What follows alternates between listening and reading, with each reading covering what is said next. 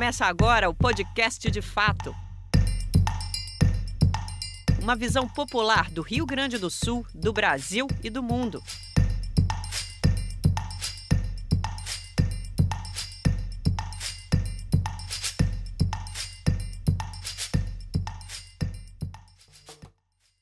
Olá, estamos entrando no ar com o podcast De Fato, uma parceria do Brasil de Fato do Rio Grande do Sul com o Sindicato dos Bancários de Porto Alegre e região, gravado no Estúdio Hall, diretamente do Centro Histórico de Porto Alegre. Eu sou Kátia Marco, comigo tocando o programa, Ayrton Centeno. Salve, Kátia. Salve, Ayrton. Hoje está aqui com a gente um doutor em teologia e bispo da Igreja Episcopal Anglicana do Brasil. Difícil essa palavra, hein? Importante saber que entre as igrejas cristãs é uma das mais progressistas. E vamos entender por quê. Tem uma batalha de muitos anos contra o racismo e a igreja possui não apenas bispos, mas também bispas. Tem sido pioneira no acolhimento da população LGBTQIA+. E a esse respeito, nosso entrevistado já disse que amor é apenas amor e pede para ser reconhecido onde e como estiver. Muito bem-vindo, Bispo Humberto Maesteg Gonçalves. Bom dia, ou boa tarde, não sei que hora vamos ver se pode Pode ver a qualquer horário do dia, né? É importante que para todas, todos e todas os que assistem esse programa, estamos aqui, um prazer e a parceria com o Brasil de Fato, eu falo das caminhadas, né? A gente está na caminhada há muito tempo, então sempre é um reencontro com as amigas, com os amigos, irmãos e irmãs da caminhada, né? A gente já queria há um tempo, né, fazer essa conversa aqui. Que bom que conseguimos. Ayrton. Nós vamos conversar, começar conversando a respeito de um assunto que é impositivo, né? Que é o caso do, digamos que, movimenta a cristandade, que é o caso da morte do Papa Francisco. E vamos falar um pouco sobre o seu legado também. Vamos começar por aí. Uma das coisas que assustou, digamos, até algumas pessoas é o fato de que, com a morte do Francisco, nas redes sociais apareceram comentários terríveis, na verdade, xingamentos, né, do mais baixo nível a respeito do Papa e do seu legado e da sua morte. Um comentário desse, na condição de cristão, eu lhe pergunto, um comentário desse, né, é compatível com a ideia de alguém ser cristão? Depende de que cristão é.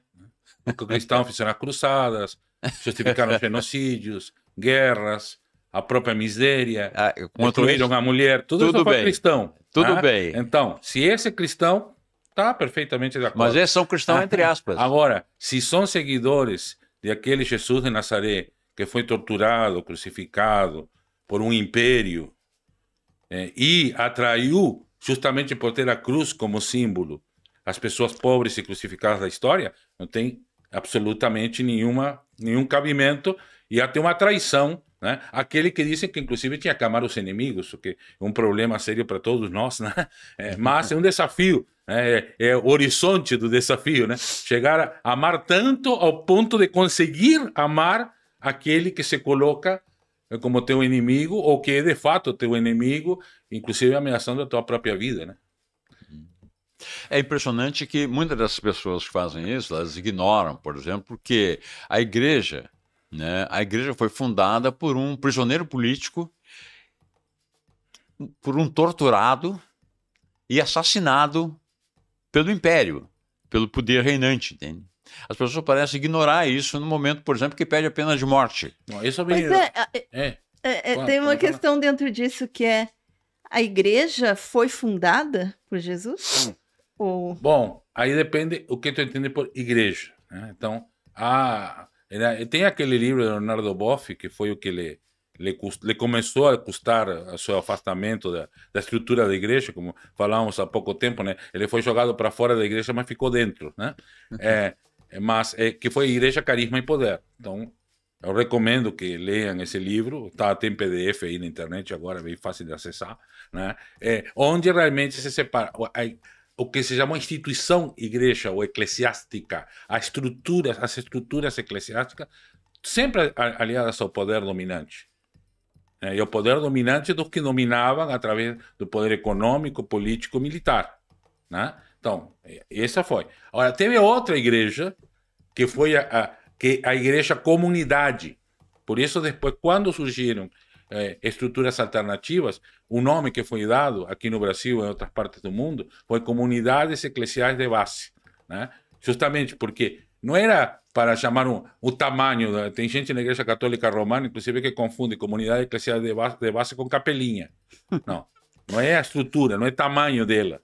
É o sentido dela. Ou seja, uma comunidade que se volta para aquilo, a proposta de Jesus, a proposta coinônica, da coinonia, da comunhão de Jesus, né? Então, dessa comunhão que é uma comunhão do amor, né? E da vida, e da justiça, e da paz, e do abraço, quando começar de baixo, que os últimos, as pessoas últimas serão as primeiras, né? O que fizeste por um destes que estavam com fome, sem roupa, sem casa, né? Mateus 25 lá, né? O juízo final, né? Bom que leiam aquela parte, bem interessante, né? Por mim o fizeste, né? E outro pergunta, mas Senhor, quando foi que fizemos isso por ti? Quando fizemos por um deste pequenino, por esta pequenina, por mim o fizemos. Então, essa outra igreja, e essa esteve sempre lá resistindo, aparecendo com São Francisco de Assis e Santa Clara, né? Com algumas outras aparecem, né? Por aqui, para falar dos São Francisco de Assis e Santa Clara, ninguém tem dúvida que foi essa igreja que ele estava propondo, até porque não propôs igreja nenhuma, né? Nem propôs a própria congregação religiosa. Ele acabou numa caverna sozinho, decepcionado completamente, mas deixou a proposta, né? Então, nesse sentido, também estamos dizendo em relação à partida do Papa. Eu falei ontem na Rádio Aliança, né? No programa que participei ontem na Rádio Aliança. Pessoas como o Papa não morrem, né? Elas ficam vivas na consciência, na luta e na caminhada das outras pessoas. Pois é, porque sim, tem todo esse caldo, né, de ódio aí que a gente vê contra o Papa, mas tem um outro... por exemplo, as minhas redes sociais estão inundadas de vídeos, de falas, de homenagens, né, ao Papa Francisco e todo o seu legado, né? Inclusive o seu legado junto aos movimentos sociais. Exatamente. Né? Então, eu acho que é isso que precisa a gente fomentar. Tinha uma né? cientista política italiana que dá aula na Unipampa, agora não me lembro o nome dela, que estava ontem nesse programa da Rádio, na Rádio Aliança, que ela disse uma coisa que eu não tinha me atentado. Na encíclica Laudato Si, o prefácio é feito por um defensor da slow food, da comida lenta, né? Que é ateu. Então, esse tipo de coisas, né? Isso é um atentado contra essa igreja do domínio, da aliança com a morte, com a guerra, né? É um atentado contra esse tipo de igreja, fazer uma coisa dessa, né? Nas redes sociais anglicanas da Igreja Episcopal Anglicana do Brasil, e deve estar circulando em todo o mundo, na comunidade anglicana, aparece uma foto do arcebispo de Cantuária, que também saiu, agora estamos escolhendo um novo, mulher acho que não vai conseguir ser essa vez, mas um novo arcebispo de Cantuária, que está o arcebispo de Cantuária abençoando o Papa. Ou seja, certamente a pedido do Papa. Sim. Né? Então, outro atentado contra aquela igreja que quer dominar, inclusive, o cristianismo, né? Como um todo. Né? Não só a humanidade, não só o conhecimento, não só o saber, não só a moral, mas também o próprio cristianismo. Então, e quem defende, o que está com saudades dessa igreja, né? Que não precisa ter muita saudade, não, porque não mudou tanto assim. Mas às vezes dá uma saudadezinha, né? Quando a coisa começa a ficar um pouco diferente. Essa que ataca o Papa e que ataca todos os profetas e as profetisas que tiveram na história, né? E Jesus já advertia isso. Você disse também ontem, nas bem-aventuranças, todo mundo adora as bem-aventuranças, especialmente as de Mateus. São muito, muito bonitas, né? Começa, bem-aventurados os de espírito de pobre. Esse pobre de espírito, na verdade, deveria ser traduzido espírito de pobre, né? E aí, todos pacificadores, os que choram. Mas lá no final diz assim: bem-aventurados vocês quando vos perseguirem, vos caluniarem e falarem todas sortes de coisas contra vocês, porque assim trataram os profetas antes de vocês. Então, o Papa Francisco é um dos bem-aventurados, né? Porque é um profeta, né? E o seu caráter profético é que atrai isso, e o que é certo, de certa maneira, porque isso também, essas pessoas, ao fazer isto, estão mostrando a cara do mal. Esses são os verdadeiros demônios. É um demônio que temos que expulsar, não de uma pessoa, mas da humanidade, né? Ou demônios, né? Porque são diversos, né? Que temos que expulsar da humanidade para podermos ser humanidade e para poder viver em harmonia com todo o resto do que nós, como cristãos, acreditamos ser a criação, a mãe natureza, a mãe terra, a Gaia, como queira chamar, que nos une e sem a qual a gente não existe, né? Então, a nossa existência, por fé, podemos dizer que devemos a Deus, mas sem a mãe natureza, Deus não teria feito nada. Como sem Maria, Jesus não teria nascido, né? E essa é justamente uma das questões, né, que o Papa traz na Laudato Si, que é a questão do cuidado com a casa comum, né? Que foi o primeiro Papa que realmente se preocupou com essa questão das mudanças climáticas e trouxe isso. Ele resgatou Leonardo Boff, né? Me lembro que tem uma palestra que Leonardo Boff, bem no início do papado, do Papa Francisco, Leonardo Boff estava uma palestra que disse: o Papa me plagiou. Mas é autorista. Sobre o Leonardo Boff, ele esteve aqui sentado aí na nossa cadeira, e eu me lembro de uma coisa que ele era próximo ao Francisco, ao Bergoglio, ao Jorge, enfim. Então, ele disse que o Papa me mandou uma foto, né? Me mandou uma foto e dizendo embaixo assim, dessa foto, era uma foto de um monte de cardeais, ou enfim, bispos e tal. Então, assim, dessa foto, só eu e tu estamos vivos.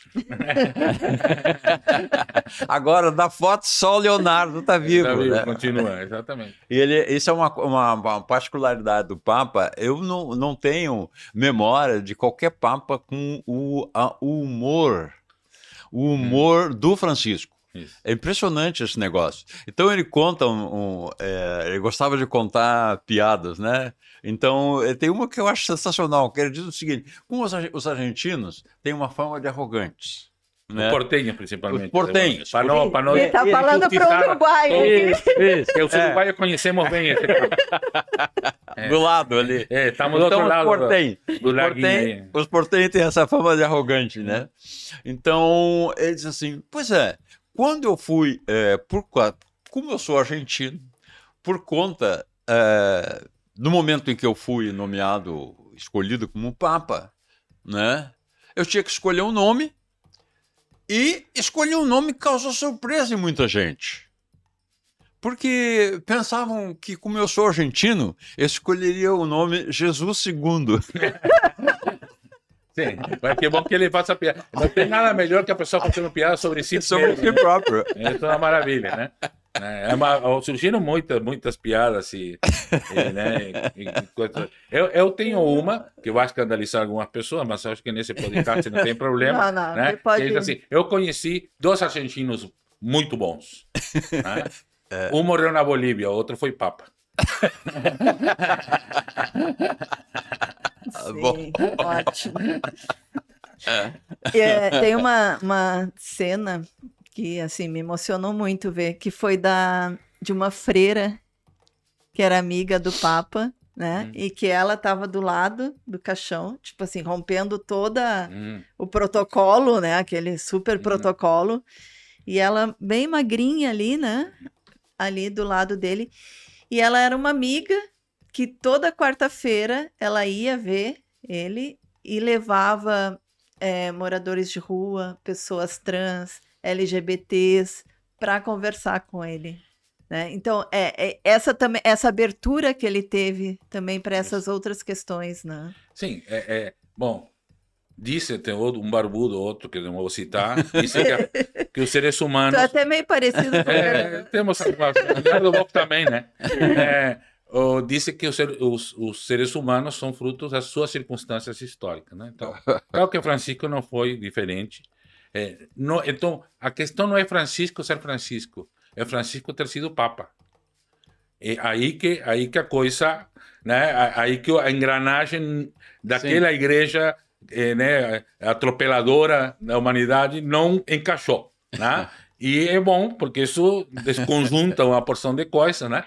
E estamos querendo que não encaixe mais. Eu estou querendo que não encaixe mais. Eu tenho o direito de querer, porque ninguém pode me excomungar, já sou herege. Não tem problema. Mas então, que não encaixe mais. Mas também eu acho que para as outras igrejas, né? Na comunhão anglicana também estamos discutindo o colonialismo. O Império Britânico, então, é um horror, né? Então, não tenho dedo para apontar para ninguém. Estou nessa estrutura que nasce naquela coisa horrível, né? Eu tive a grande chance de estar na Irlanda do Norte, com o arcebispo de toda a Irlanda, anglicano, e o arcebispo católico romano, disse assim: eu sou republicano, até por razões bíblicas, sou contra a monarquia. Não serviu de nada, não mudou nada, mas eu me senti também um alívio, poder dizer isso na cara, né? Então, portanto, por exemplo, eu nunca poderia ser bispo na Inglaterra, porque teria que jurar fidelidade, não seria. Aí não sei, teria sido o que todo uruguaio deveria ser, né? Ateu. Né? Eu fracassei, né? Porque minha mãe era brasileira, aí já a circunstância. Então Francisco também é fruto das circunstâncias históricas. A ditadura, eu vi o filme em si, um pouco sobre a vida dele. Isso explicou muita coisa, ajuda a entender. Temos agora aqui na minha diocese, eu tenho um diácono que está em processo de reconhecimento de ordem. A gente não ordena de novo quando vem da Igreja Católica Romana, só reconhece. E ele já é diácono, Beto Carabajal, um argentino, que está há muitos anos aqui, já foi até secretário de Educação em Novo Hamburgo, né? E ele disse que estava no seminário em Córdoba, na Argentina, quando Bergoglio, o padre Bergoglio, estava fazendo retiro espiritual na Serra de Córdoba, justamente no período pós-ditadura, onde ele estava fazendo uma profunda revisão, e os jesuítas são poderosos nesse ponto. Quando eles resolvem fazer uma revisão de vida, uma coisa que passam a limpo mesmo, que se levam a sério. Ele fez tudo isso. Eu acho que isso tudo, se somando, o fato de ele não ter sido eleito na rodada anterior, né? Imagina, tu estava pronto para ser papa, e não. Aí vem outro papa, que inclusive acaba renunciando. Sim. Né?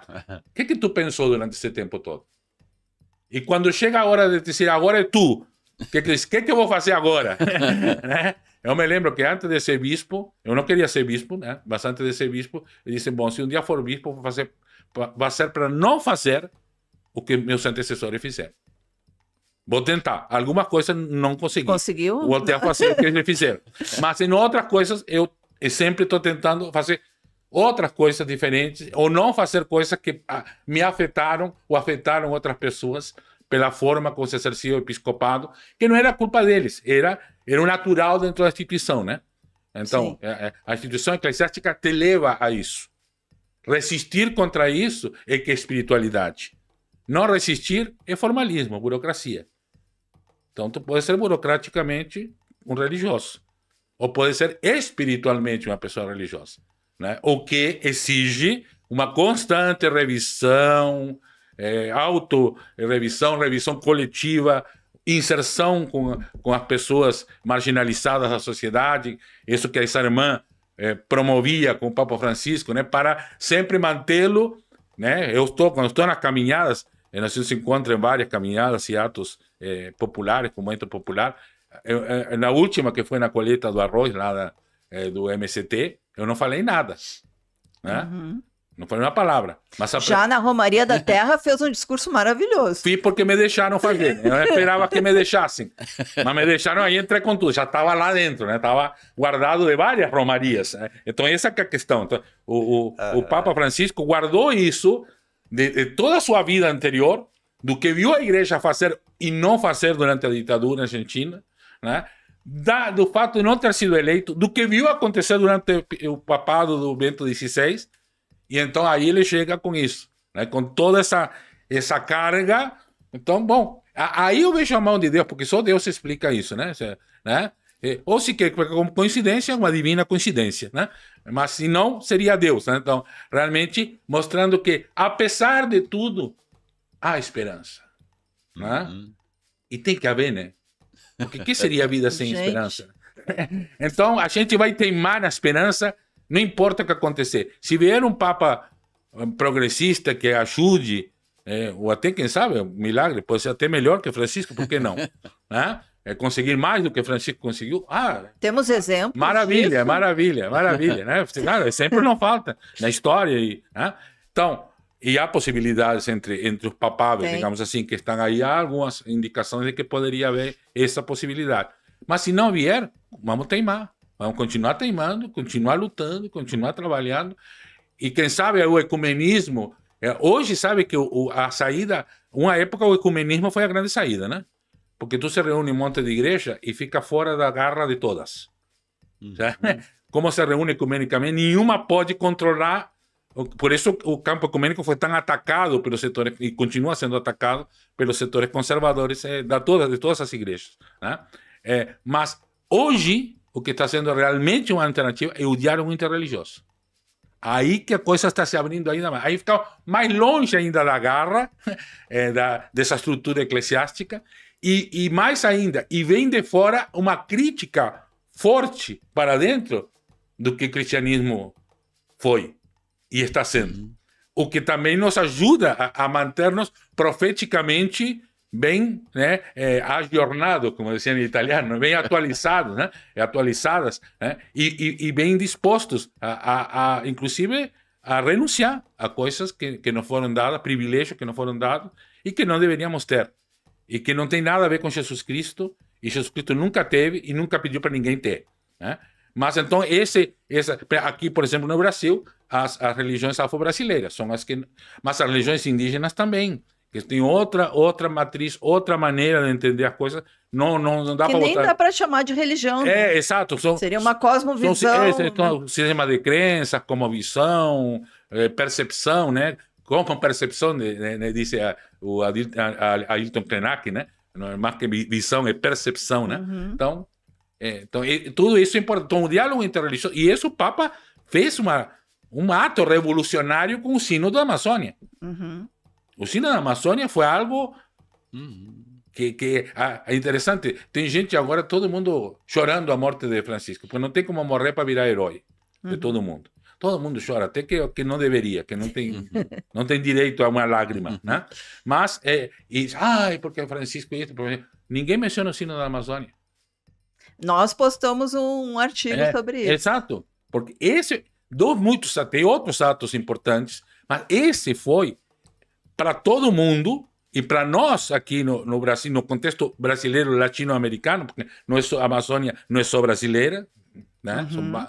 Acho que são 9 países que estão de alguma maneira vinculados à Amazônia. Eu estive no Equador, na Amazônia, né? E no lado brasileiro, nas duas pontas, onde começa no Equador e onde termina em Belém do Pará.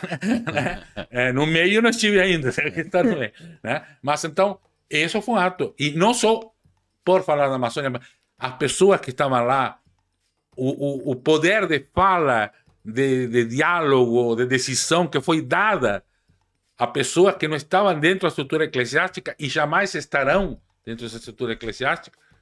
Esse ato, para mim, foi um dos atos, tem as encíclicas e tudo mais, mas para mim, esse ato foi um ato importante e um desafio que fica, agora tem a COP30, né, que fica aí, importante para renunciarmos à estrutura eclesiástica como sistema de dominação.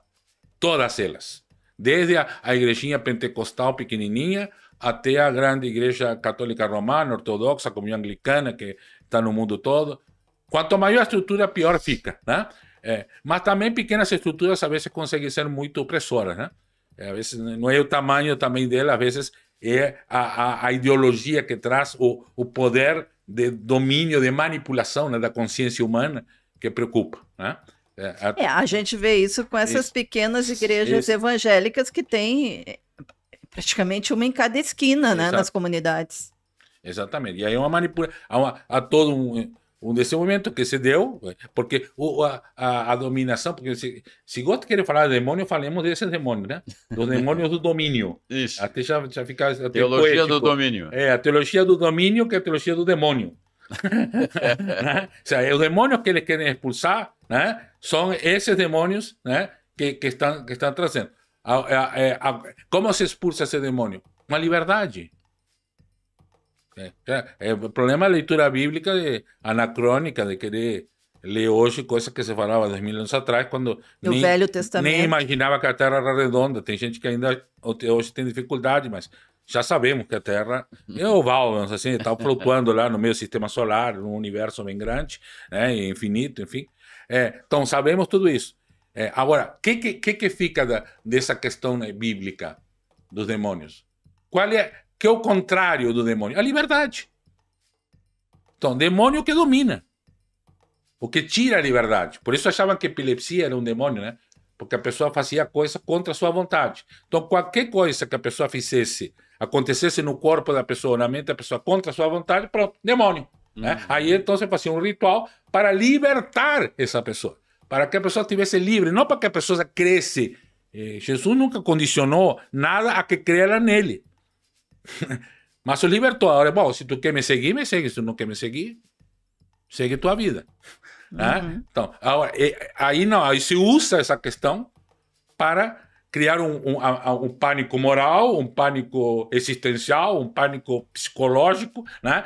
E dominar completamente a consciência das pessoas. E quanto mais vulneráveis, mais dominadas.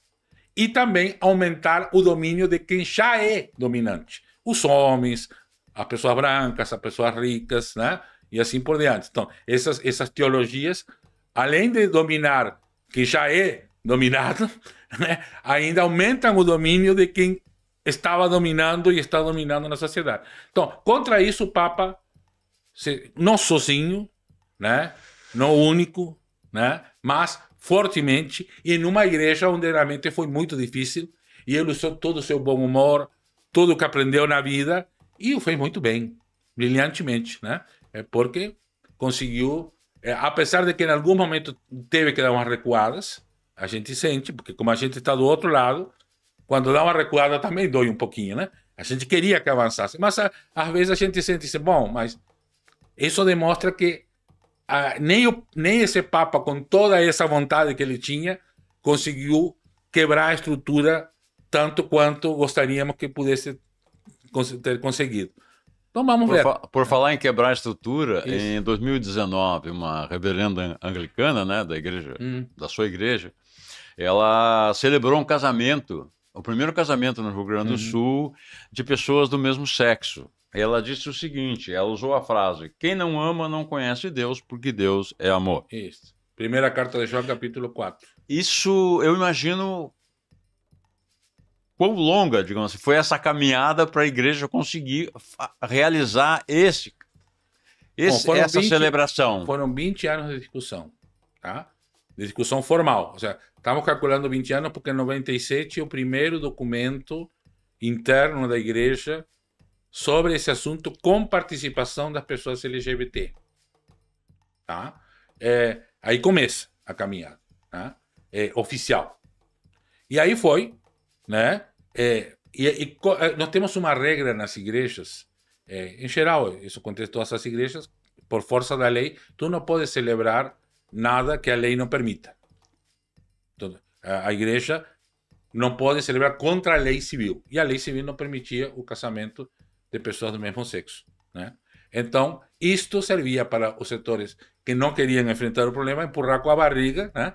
E levando para frente, levando para frente, levando para frente. Até que em 2013, o Supremo Tribunal Federal dá aquele passo. E tivemos um sínodo, o sínodo da Assembleia da Igreja do Brasil, de toda a igreja. E o pessoal LGBT veio com tudo. E agora? Isso, né? Nós somos bons para tomar comunhão, bom para batizar, bom para contribuir. Agora, para casar, não. Por quê? E aí eu, não, porque não trabalhamos o suficiente, porque ainda já estávamos com toda essa discussão. Não trabalhamos o suficiente, a pessoa, os veinhos vão abandonar a igreja, né? Então fizemos toda uma série de materiais, diálogos, que duraram 3 anos, até 2016, onde temos uma primeira votação que modificou a Constituição e os cânones da igreja. E aí dava para fazer essa mudança. Não passou. Não passou dessa vez. E 2 anos depois, em 2018, temos o sínodo. Bom, aí no sínodo, então, veio e passou. Tá? E nós fomos a primeira diocese a aprovar, porque nós tínhamos nosso concílio, que é a Assembleia Diocesana, marcada uma semana depois do sínodo. Então, quando o sínodo aprovou, eu liguei para o clero, botei no grupo do WhatsApp do clero. Gente, vocês acham que a gente pode aprovar isso agora, uma semana depois? Porque senão, até eu arrepiei, para não falar outra palavra mais feia. E disse, não, porque de repente a gente apresenta, discute mais um ano, e no ano que vem, então a gente sim. E ele disse, não, vamos agora. Então tá, se vamos agora, vamos agora. Por isso digo que nem o Papa Francisco está sozinho, ninguém está sozinho nunca. Alguém, tu tem outros que estão lá te dando força.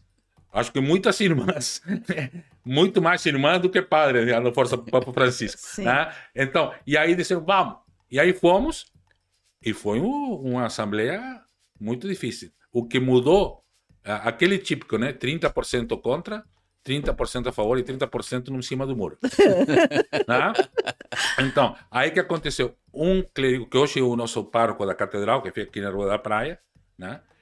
Que é gay, casado com outro homem, tem um filho e uma filha, adotados. Né? Ele levantou, muito querido por todos, levantou e contou a história dele. De como se escondeu, do que ele passou. O 30% virou a favor. E aí aprovamos. E no ano seguinte, porque estava ameaçando o Congresso Nacional, que ameaça até hoje, né? Sim. Derrubar a decisão do Supremo. Então, esse casal que casou, que são duas mulheres, uma é irmã da nossa atual bispa primaz, que era a pároca da catedral na época. Né? E quiseram, vamos casar logo, porque e se proibirem. Sim. Então fizeram esse primeiro casamento, mas veja, ainda demorou um pouco, porque isso foi junho de 2018, foi ser em 2019, porque o pessoal achava que a nossa igreja ia virar um casamenteira de gay, e de lésbica, e de trans. Né? Não, não foi isso. Não foi. Porque o processo, qualquer sacramento dentro da igreja, o ato sacramental, é feito a partir da comunidade.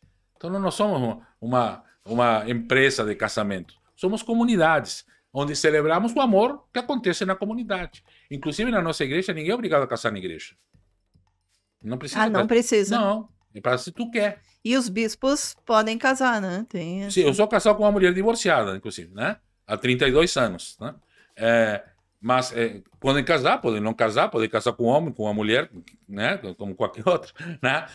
Mas o casamento na igreja não é mais obrigatório na nossa igreja. Já mudamos também esse entendimento. O casamento é um ato pessoal, que a igreja é convidada, que nem Jesus na boda de Caná de Galileia, que está em João 2, lá no Evangelho. Ele foi convidado a um casamento, ele não preparou o casamento, ele não... Estava lá, acabou o vinho, e a mãe dele, bem observadora, disse, olha, vamos fazer o primeiro milagre aí, porque senão a festa... Assim, quando eu prego sobre esse evangelho, eu conto essa parte, que todo mundo conta assim, e agora, quem me explica como terminou essa festa? Porque já tinha bebido todo o vinho, e ainda vi um vinho melhor. Como será que terminou essa festa? Eu gostaria de saber. Isso não está na história. Mas dá para imaginar, né? Então, nós queremos que a festa termine assim, né? Contudo, que a gente não está para fazer o fim da festa. Estamos para ajudar no começo da festa. Tu estava falando antes, Humberto, sobre a questão da estrutura, né, da igreja anglicana, que ela é mais horizontal do que a igreja católica. E que isso permite, assim, né, vocês terem essa... Enfim, conseguirem avançar mais. Mais liberdade, porque quanto a estrutura é menos rígida, a liberdade tem mais espaço. Isso é proporcional em qualquer estrutura, né? Em qualquer organização humana, isso é válido. Né? Nas igrejas, mas porque tem aquela teocrático, né? A autoridade divina, que é um problemão. Isso aí, né? Que não vamos discutir aqui porque nem daria tempo. Né? Mas que tá, leia a Igreja Carisma e Poder de novo lá. Temos que reler aquele livro. Agora mais, que agora que estamos voltando, que existe a possibilidade de algum recuo. O Papa, por exemplo, outra coisa que fez, para tentar já quebrar essa estrutura e criar uma nova, a sinodalidade. Teve toda uma consulta, teve um sínodo da sinodalidade. Eu fui consultado sobre a sinodalidade, porque consultaram gente de outras igrejas. Né? Nós seguimos com a sinodalidade. A sinodalidade não é invento. Era como funcionava a igreja primitiva. As igrejas ortodoxas funcionam sinodalmente, né? Então, claro, há diferentes práticas de sinodalidade, conforme o lugar, a cultura. Então, o que é a sinodalidade? São as igrejas construídas de baixo para cima, né? Agora, claro, quanto mais sobe, a autoridade doutrinária vai aumentando, porque a igreja tem que guardar a tradição, a origem. Então, alguém tem que ser... Então, o episcopado temos a função de sermos a última pessoa na linha, né? Então, para garantir que a tradição, que aquilo que veio, continue. Que ninguém venha e que se quer criar outra religião, pode criar, mas fora da igreja, vai criar outra religião que quiser. Né? Mas dentro da igreja tentar manter, e por isso o ministério episcopal é também o mais perigoso, né? Porque ele pode quebrar, pode frear ou pode impulsionar, né? Pedro Casaldáliga, Herdel Câmara, Evaristo Ans, né? Papa Francisco, né? Para não falar de outros que estão vivos que não quero comprometer, mas tem um bispo novo aqui por perto que também gosta, aquele que estava na Romaria, já me apaixonei. Já. Mas não sei, posso me decepcionar, né? Foi o primeiro encontro, então espero que os outros encontros confirmem minha paixão, né?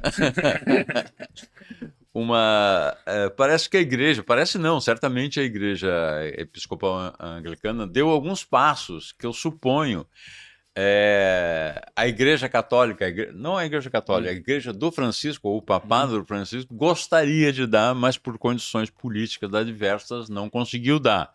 Uma delas é a presença maior das mulheres na igreja. As mulheres podem ser bispas na igreja anglicana. E agora estamos celebrando 40 anos de ordenação feminina esse ano. A primeira mulher ordenada está nessa diocese. 40 anos. 40 anos. A Reverenda Carmen, que vai se aposentar esse ano, com 70 anos. Né? Então, foi a primeira mulher ordenada. E agora já temos 3 bispas e 9 bispos diocesanos. Ainda pouco, é um terço. Mas já temos 3 bispas. Importante, a nossa bispa primaz, que é arcebispa, é uma mulher. Né? Como é que é o nome? A Marinês Rosa dos Santos Bassotto. Tá? É casada com esse tesoureiro do PT, o Paulo Bassotto. Tá? Você conhece aqui, o pessoal daqui conhece bem. Sim. Tá? E está na Amazônia, é bispa na Amazônia. Ela está indo no funeral do Papa. Porque ela e outra bispa dos Estados Unidos foram convidadas pelo Papa a conversar. A bispa que leu a carta lá. Não, essa não, outra, essa de Washington, né, que é outro caso, mas tem, nos Estados Unidos tem um número, ainda não maioritário, mas um número bastante significativo de bispas. E então eles foram convidados ao Vaticano para falar com cardeais sobre o papel da mulher na igreja. Olha. Bispas anglicanas, com essa camisinha roxa aqui que caracteriza o episcopado anglicano. Né? Então foram lá. E agora está indo lá no funeral. Né? Convidada, eu acho que o Papa deve ter deixado lá instruções Sim. Né, de que deveriam convidar uma bispa anglicana brasileira para estar no funeral do Papa. Quem imagina, da Amazônia, quem imaginar uma coisa dessas? Né? Então, deixando... E outra coisa fantástica que eu vi, também eu falei ontem também da generosidade evangélica, né, de Papa Francisco, quer dizer, abrir mão em favor do amor, em favor da justiça, né? Então, ele na lápida dele só bateu uma palavra, Francisco. Né? Então, porque dizia assim, não sou eu. E isso é um medinho que sempre dá, né? Quando alguém parte, personalizar demais, né? Claro que Francisco foi essencial, mas Francisco foi algo que Deus deu e que veio de muitos movimentos anteriores e que tem que continuar em muitos movimentos posteriores. Vivo no sentido físico ou vivo no sentido político, teológico, social, entre todos nós. Mas vai ficar vivo.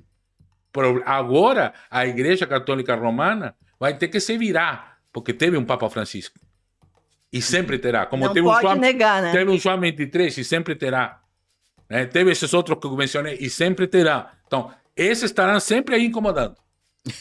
Alguém vai mencionar eles em algum lugar, alguém vai querer puxar essa memória, alguém vai querer reconstruir, né? esse legado de alguma forma, ou até levar adiante esse legado de alguma forma. Então, não vai se livrar do Francisco tão fácil assim. Para mim teve alguns significados essa partida dele, né? Primeiro que foi logo depois da Páscoa, né? Ou seja, Isso. a passagem. Foi uma morte, na verdade, uma morte branca, como se chama, né? Mas Tranquila. tranquila, não foi no hospital, não Isso. foi, estamos esperando a morte de Francisco, Isso. ou seja, ele partiu. Partiu tranquila. Né? Até estava nesse que no Domingos ainda estava por aí. Exatamente. E a outra foi essa carta, né, que foi lida no domingo, Isso. em que ele fala da paz e do fim da guerra em Gaza. Isso, Né? exatamente. Tipo assim, ele deixou o recado Ele dele, menciona né? todas as guerras. É importante também isso, né? Não menciona só... Claro que a de Gaza é um genocídio. Eu estava em Jerusalém quando começou a guerra. Eu cheguei em Jerusalém no dia 6 de outubro. Eu tava com passagem comprada para ir para lá. E saí no 11 de outubro, por Jordânia, né? Então, e estava lá. E o nosso arcebispo anglicano, na nossa catedral que se chama São Jorge, que foi ontem, dia de São Jorge. Sim. Né? Ontem, é que o programa vai ao ar no sábado, né? Tá. Então a gente tem que dizer que foi no dia 22. Então, 21 foi... 22 foi de São Jorge. E esse arcebispo nosso é palestino. Né? Então, estamos lá. Então, claro que esse é um horror. Mas no Iêmen, no Sudão, em muitos outros... Em Mianmar... E muito Congo, lugares que não há guerra formal, mas há genocídios em andamento, né? E muitos outros então no mundo. Então, o Papa também sempre cuidou de vir aquela história de baixo para cima, né? De dentro para fora, buscar não ir naquilo que politicamente renderia mais, mas naquilo que eticamente é mais necessário, né? Então acho que esse é o caminho, um caminho que muitos seguiram antes, mas que ele seguiu de uma maneira magistral e que seguiremos. Qual é o diálogo, se é que existe um diálogo da igreja anglicana com as igrejas neopentecostais? Esse é um diálogo difícil. Temos aqui e ali, né? Porque o problema é assim, neopentecostal é uma coisa, fundamentalista é outra coisa. Isso é importante. Há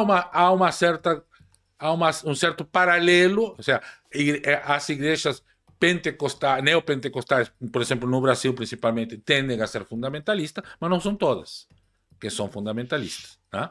É como existem igrejas históricas onde há um forte fundamentalismo. Né? Então, que não são neopentecostais nem pentecostais. Né? Então, tem que ter cuidado com isso. Então, com algumas igrejas, o problema é que as igrejas, por exemplo, as igrejas históricas geralmente têm uma estrutura maior, uma estrutura internacional complexa, e as igrejas pentecostais e neopentecostais têm estruturas pequenas. Então, dificilmente participam de um diálogo mais amplo, mas no diálogo local. Há pastores que participam de diferentes ações sociais, contra a fome, pela justiça, pastores e pastoras, inclusive. Em algumas igrejas, inclusive, há mulheres. São poucas, mas existem também mulheres pastoras. Temos que ter cuidado que em algumas igrejas pentecostais chamam de pastora a esposa do pastor. Essa não é pastora, é a esposa do pastor. Né? Mas outras têm pastoras, sim, mulheres que exercem a liderança pastoral daquela comunidade. Então temos o problema desse diálogo é isso aí, que é muito pequeno, e o fundamentalismo realmente, se nas igrejas históricas é um problema, lá é um problema maior, porque tem mais penetração e mais identificação entre fundamentalismo e neopentecostalismo aqui no Brasil do que em outros lugares. Né? A igreja anglicana, ela é a terceira maior no mundo, né? Isso. Dentre as igrejas Isso. cristãs.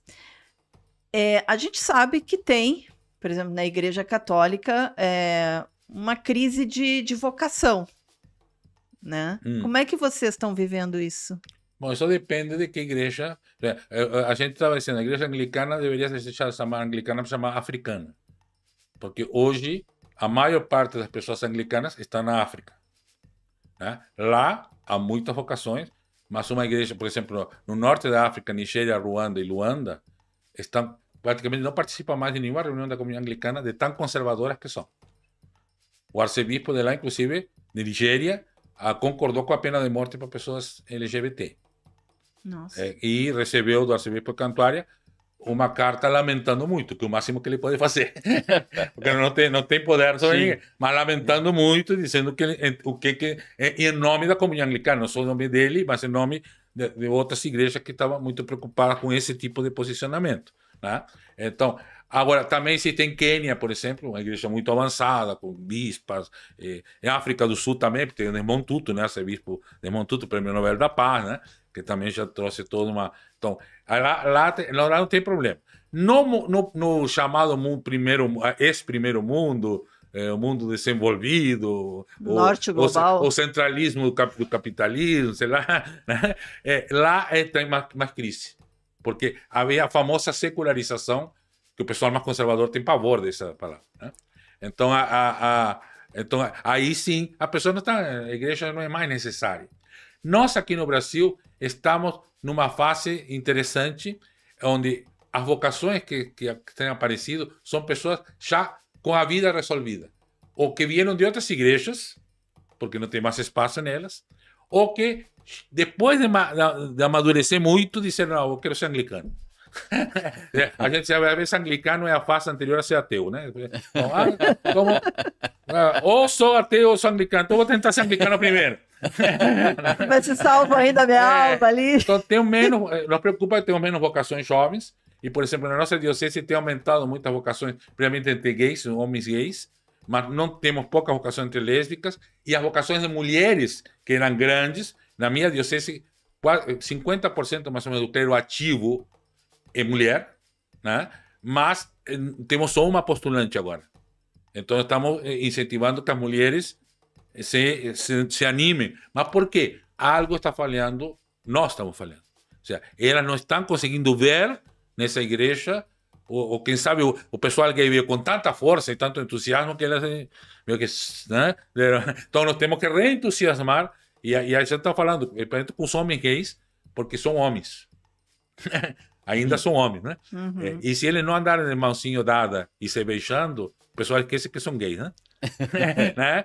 Então, aí eles passam a ocupar esse privilégio masculino e sem querer, vão botando para o lado, marginalizando as mulheres, né? Então, isso temos que cuidar para que as mulheres, de novo, e mais esse ano, que estamos vendo 40 anos, então estamos retomando e reconvidando mulheres, né? Mas ainda quero ordenar minha primeira mulher trans.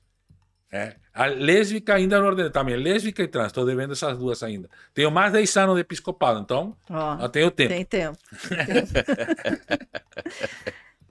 Humberto, quero te agradecer muito tua participação aqui. Passou voando, né? O tempo passou. Muito, muito boa. Legal, nossa quando conversa. quiser, estamos aqui para conversar, né?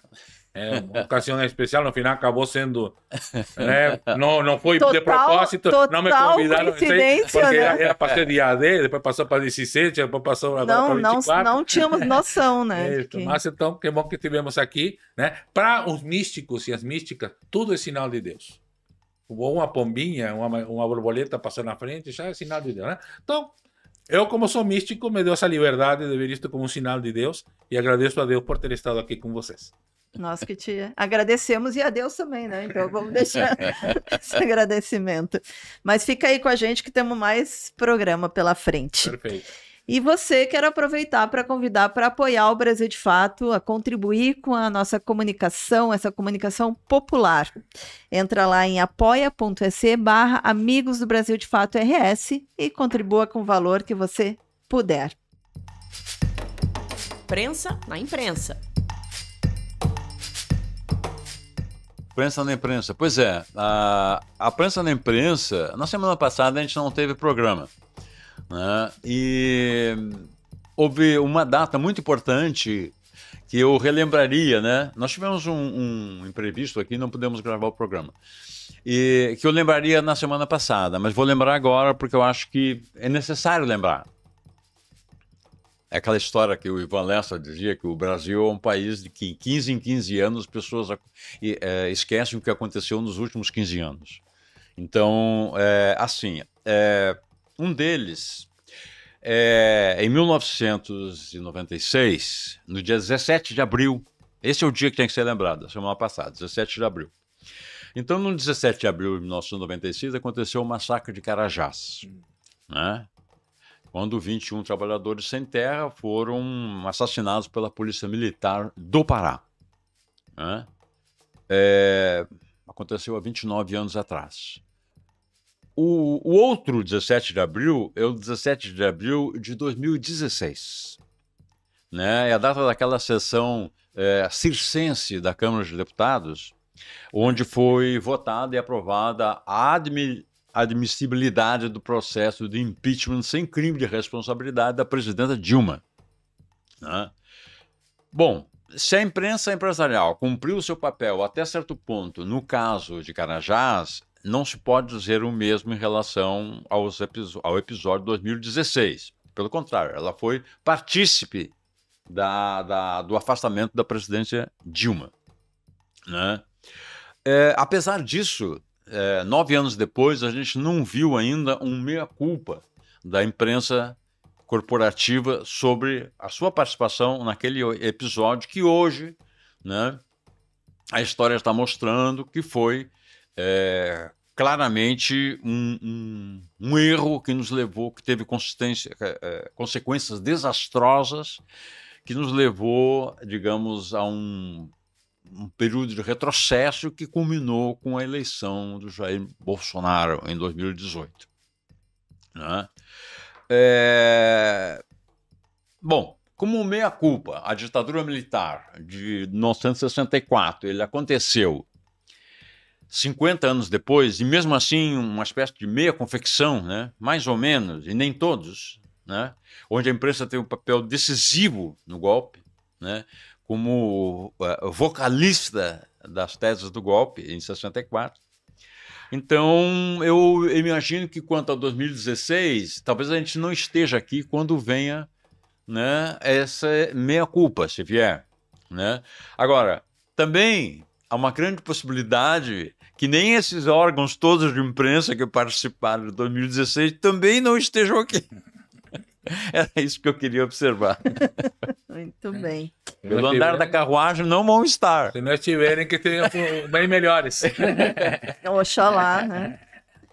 Bom, gente, estamos chegando àquele quadro final, né? Daquela disputa saudável que a gente faz para eleger a nossa figuraça de semana. Mas antes, quero te convidar a curtir, compartilhar, comentar, né? Trazer a tua opinião também sobre esse debate tão rico que fizemos hoje no De Fato. Figuraça da semana.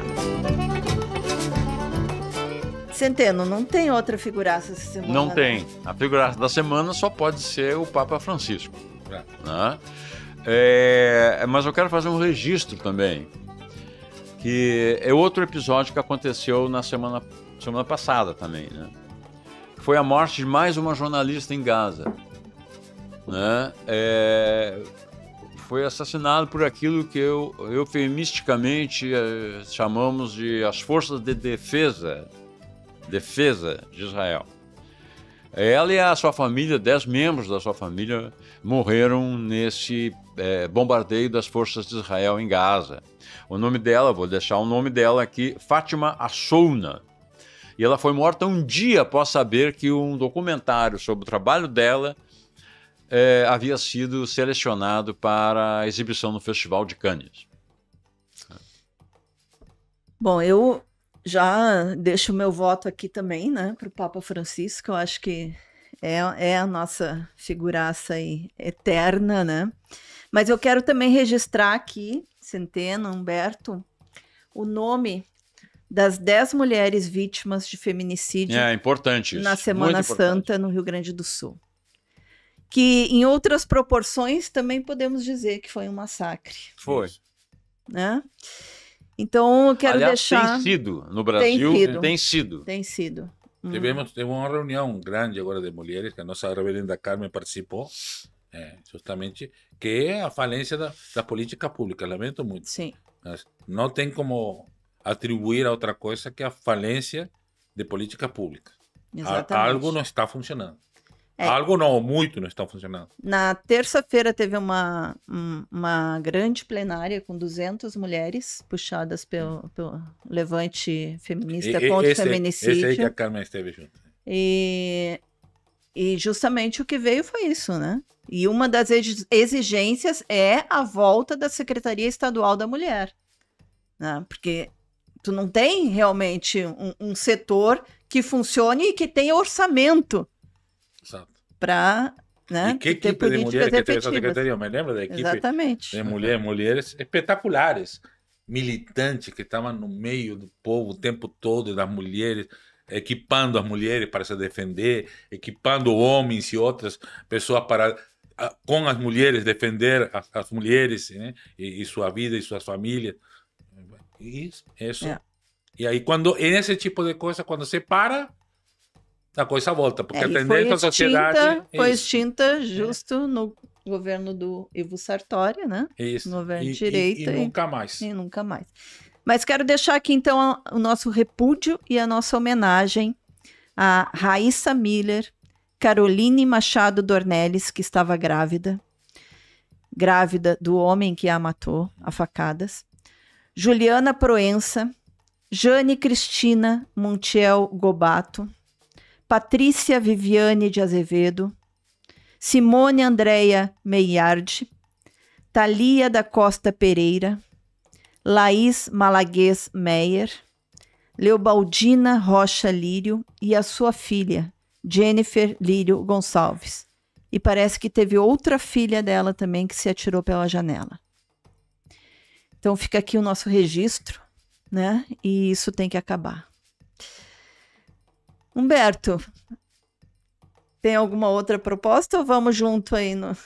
Sempre junto. Para uma nova humanidade, uma nova masculinidade, mas claro que tudo vai junto. Não vamos cair na ilusão de achar que vamos superar o machismo e superar o capitalismo. Ou o racismo e superar o capitalismo. Ou as relações de poder, ou de domínio, na educação. Por exemplo, né? Agora deu esse impacto, essa série adolescente, eu maratonei ela toda, né?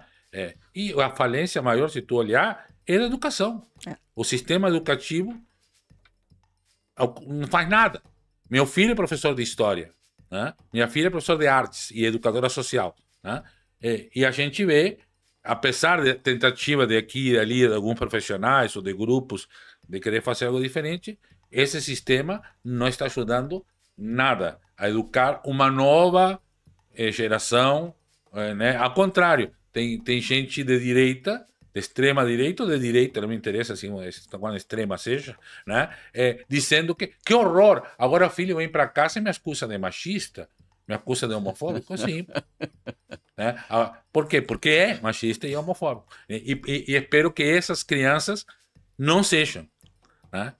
Porque assim que... E aí, quem sabe, a mudança de tudo vem junto, né? Um tsunami, um bom tsunami que limpe, né? Nossa humanidade de todas essas coisas horríveis que a gente foi acumulando.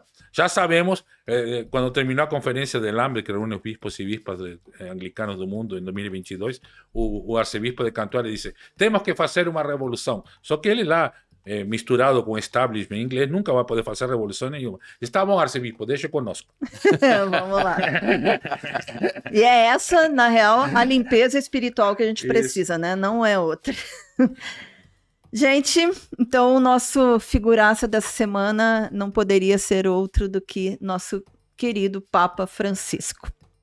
Ficamos por aqui, aproveitar mais uma vez te convidar a apoiar o Brasil de Fato, apoiar essa comunicação popular. Entra lá no nosso site, apoia.se/Amigos do Brasil de Fato RS.